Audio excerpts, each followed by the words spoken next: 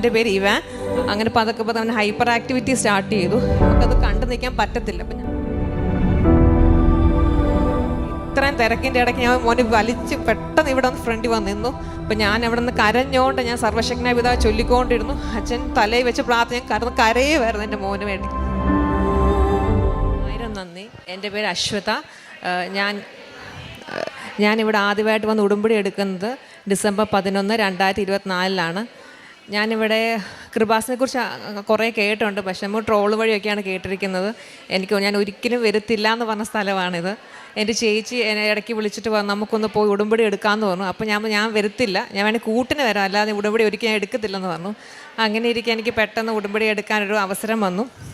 അങ്ങനെ ഞാനും ചേച്ചിയും കൂടി ഇവിടെ വന്ന് ക്ലാസ് കൂടിയപ്പം നമ്മൾ 6 നിയോഗമൊക്കെ ഇട്ട് കഴിഞ്ഞ് ഇപ്പം ഞാനും ചേച്ചിയും പറഞ്ഞു നമുക്ക് 3 മാസം എടുക്കാം, പിന്നെ നമുക്ക് മാർച്ച് ആകുമ്പോൾ ഞങ്ങൾക്ക് പുതുക്കേണ്ട ടൈമാണ്.